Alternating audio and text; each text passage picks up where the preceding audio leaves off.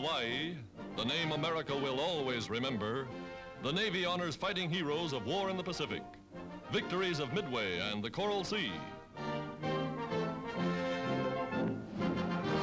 Medals for gallantry in action. Here, two brothers, proud of their decorations. Men of the Army are remembered too, men who fought at Midway and men who did not come back.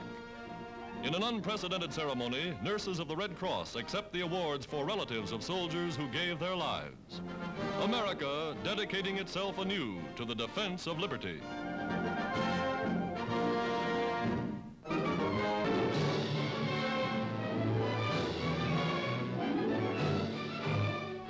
High in the Pacific Northwest, forest giants that have stood for centuries bow to the demands of war.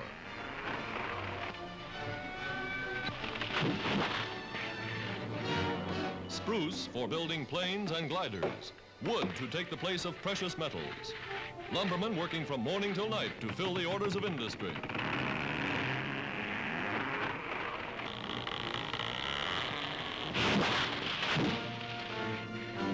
The government calls for 100 million feet of spruce alone, and by the trainload it rolls to the lumber mills.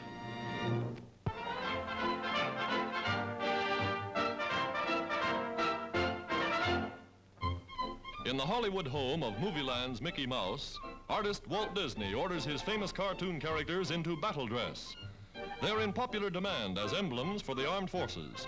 Here's how an Air Corps insignia is created.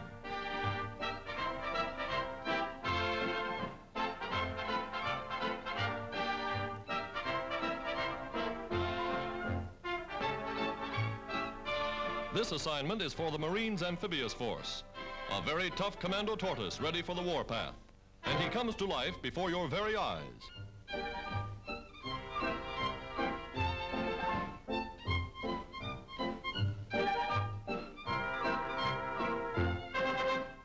A Lockheed Hudson bomber, ready for delivery, is decorated with ferocious Pluto. The inscription tells the story. He's itching for a fight.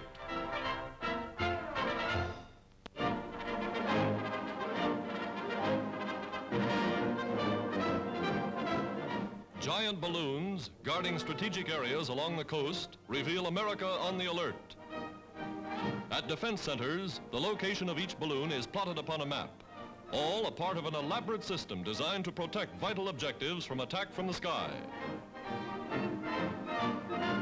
Orders are flashed to send the big bags aloft. Anti-aircraft crews spring to their posts. But where are the guns? The science of camouflage developed to perfection.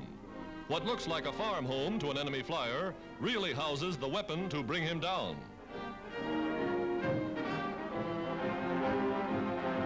Entire buildings slide back on rollers, and hidden guns are ready to throw hot steel into the sky. An innocent enough haystack, not worth wasting a bomb on, conceals a rifle ready for action. A tennis court slides open, and another crew awaits the enemy.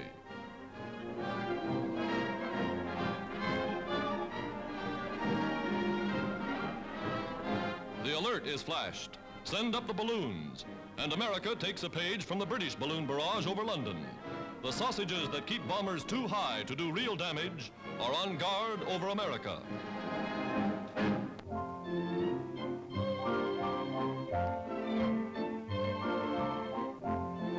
Training sled dogs for service in the Arctic is the job of this northern United States Army post. Yes, they recruit them young. 6 weeks is their draft age, and they're ready to be inducted. Army veterinarians give each one a thorough examination and pass him along just like any two-legged rookie. Eskimos, Malamutes, Siberians, they'll soon be packing arms and ammunition in the cold northern theater of war.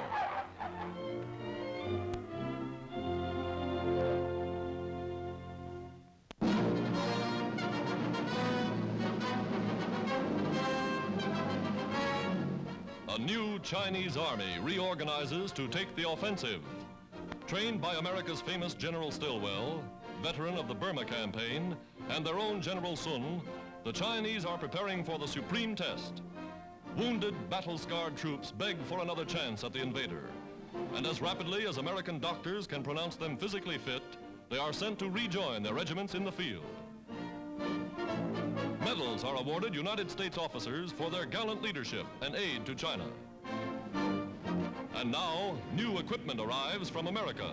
Trucks, big guns, guns that are a match for any of Japan's. Expert artillery instructors explain the mechanism of the modern weapons. Weapons that have come by cargo planes and convoys, over mountain trails and continents to help a staunch ally of the United Nations. On the rifle range, infantrymen train with guns the like of which they've never known before. For many, it's their first real instruction in marksmanship. No armchair commander, General Stilwell goes with them into the field.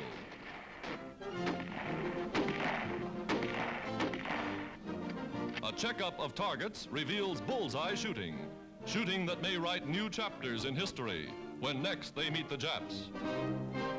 For the first time in 6 long years, soldiers of China have waged war on the other side of grim mortars like these. Now China has the shells, the equipment, the communication lines, and the order is fire.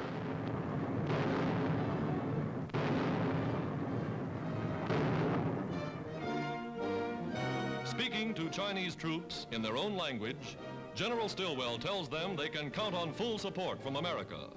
He said, "If we go back properly proportioned and properly equipped, we can throw the Japs out." Fighting words from a fighting American, and China's armies are ready to march again.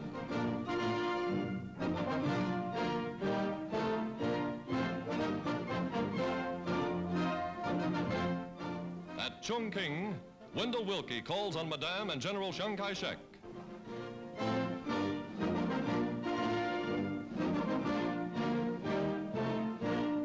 As President Roosevelt's personal envoy, he goes to the front to see for himself China's new armies in the field.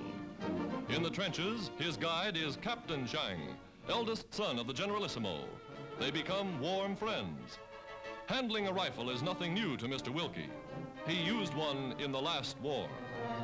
With General Stilwell, he meets Brigadier General Chennault, leader of the famous Flying Tigers.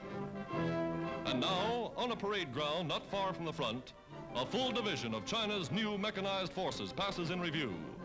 Lean, hard, well-trained men. Men who are determined to throw the Japanese out of China.